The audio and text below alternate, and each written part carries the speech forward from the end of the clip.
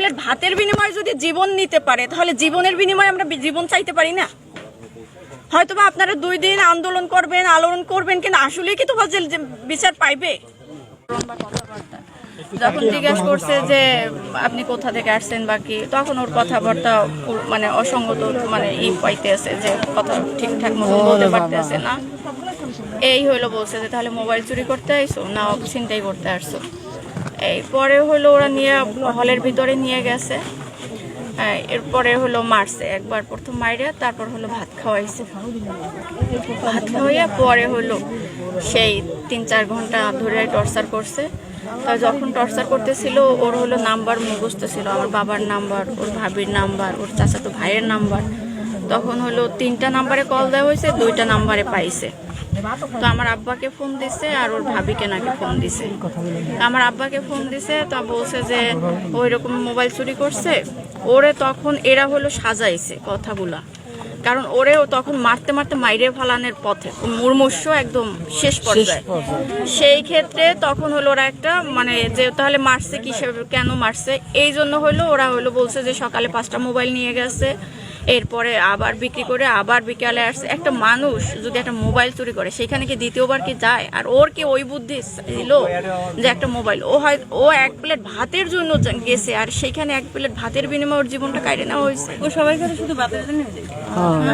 আপনি আপনার পরিচিত, ওর পরিচিত, হয়তো 50 টাকা চাইতো, হয়তো ভাববে যে আমার একটা খাবার কিনে দাও।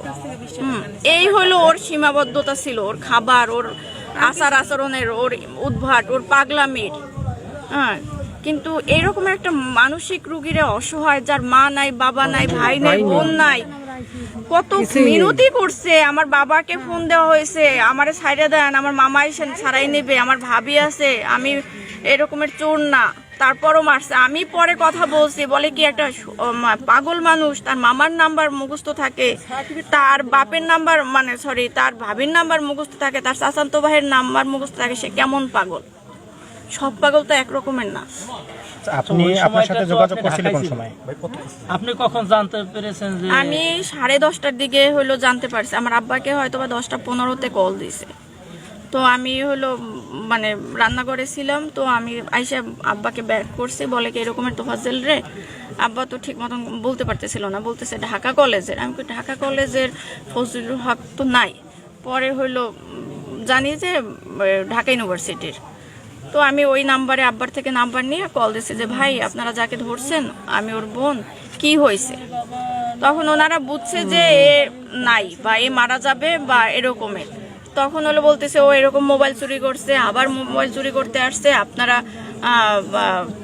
আসেন, টাকার বিনিময়ে নিয়ে যান, ওরে টাকা দিয়ে নিয়ে যান।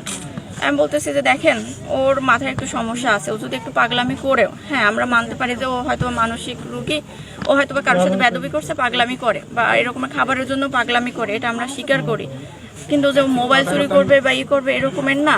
কিন্তু ও যদি কোনো অন্যায়ও করে থাকে, ওরে মাইরেন না আপনারা, আপনারা ওরা এরকম মাইরেন না। আমি বারবার ওনারে জিজ্ঞেস করতেছিলাম ভাই ওকে কথা বলতে পারতেছে, ওকে হাঁটতে পারতেছে? তাই ওনারা তখন বলে নাই কিছুই।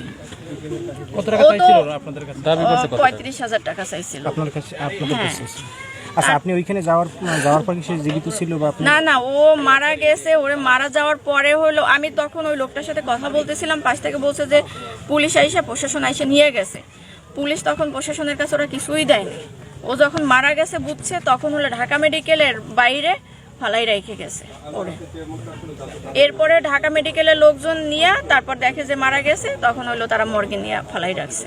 এখন আপনারা কি চাচ্ছেন? চাচ্ছি জীবনের বিনিময়ে জীবন।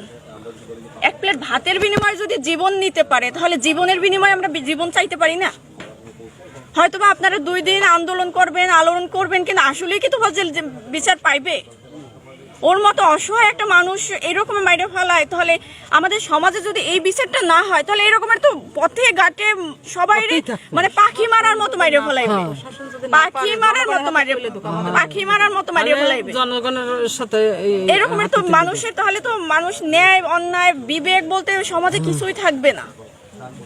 আপনাদের হাতে বিচার দিলাম, আর কি বলবো বলেন, বলার ভাষা নাই যে একটা 1 প্লেট ভাতের জন্য একটা মানুষের মাইরে ফেলায়। কত প্লেট ভাতের বিনিময়ে আমার বাইরে ফেলতে পারে?